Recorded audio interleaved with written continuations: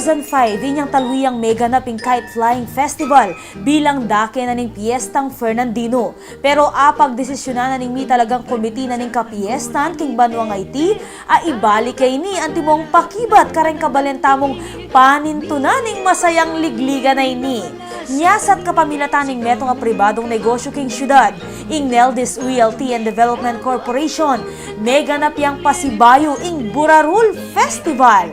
Bilang suporta king ligligan at king kapiestan, inampang daying maluwalas at masanting nga lugar ning Santuario de San Fernando Memorial Gardens king Barangay San Agustin bilang lugar ning ligligan.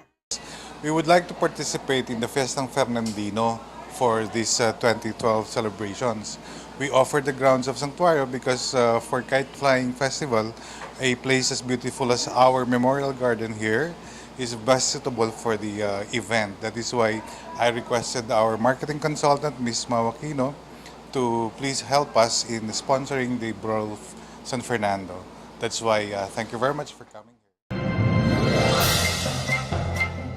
Alos 50 kite flying enthusiasts deng mekiabe king Burarul Festival anong nuka rin pepaki deng gelingan da king pamangawa at pamanyulapong Burarul.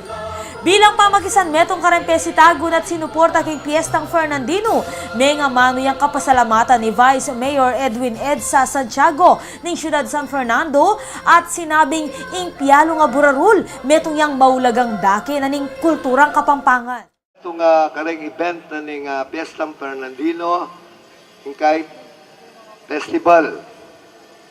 Ini po metong yung kareng kakatamong preserve. Parte ng kultura tamo bilang Kapampangan, bilang Pilipino.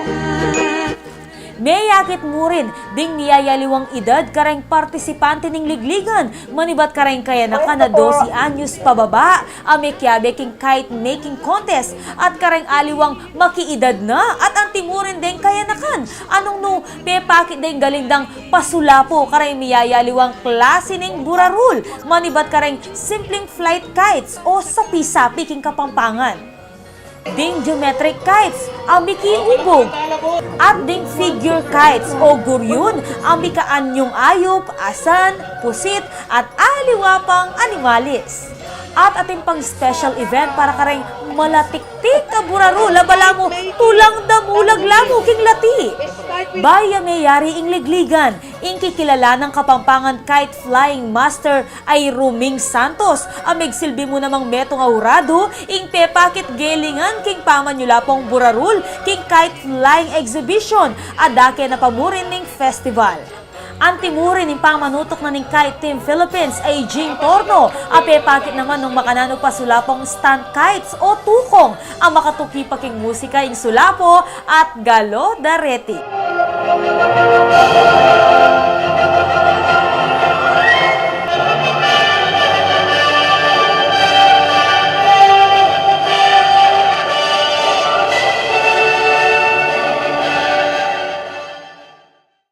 Yung simbolo na ni Burarul siguro, metong yung bagi bala mo uling mag-high-him ka kasi istong gawa min burimi, gawa kaya pasibayo.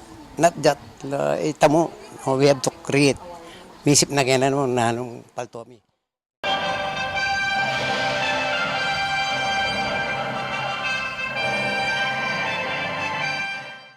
It is an art. It's a medium and it's different. First, the challenge is, well actually it's not a challenge, but first if you're an artist, you make your artwork and then the challenge is you make it fly.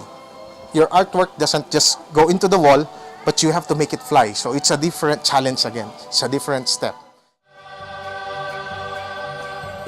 Maragula kapasalamatan naman ng pepasyag ng pamuntok ng Burarul Festival at General Manager ng GNN TV44 ay Mau Aquino, lalos na king suportang ikwa ng Burarul Festival. In Burarul Festival, which was then called Kite Flying Festival, talaga metong yung event na ng Piestang Fernandino.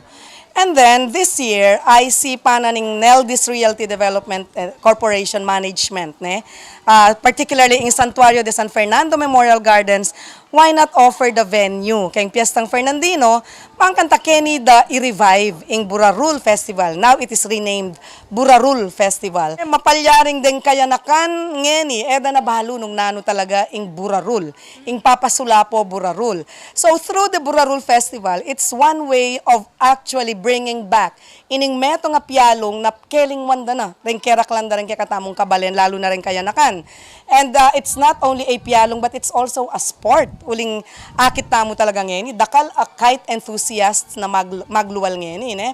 So, ing Burarul Festival definitely, papalto na kini, ing kulturang Kapampangan na may wala na. Asabi dapin pa anyang malatiku, pipyalungan kay Burarul. Pero ngayon, panahonay ni, it seems like, na magagawa iti. So, through the Burarul Festival, pabaluta ka rin kaya na it's not too late to learn how to fly kites again and get the sheer joy in flying kites. Here we come.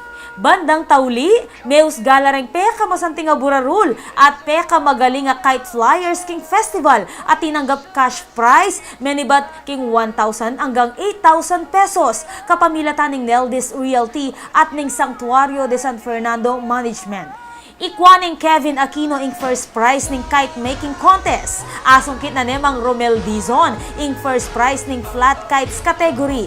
Ariel Gopez naman ing menimuna king geometric kites category. At Joseph Gueco ing meging kampiyon ning figure kites category. Go, go, where we stop, nobody knows. No, where we go, we don't need roads. Ako po, Patricia Mamangon para King News Force, Pampanga. Balitang totoo, King Balen. Susulit. Above the clouds in the atmosphere, we say the words and we out of here. Hold my hand if you feel it.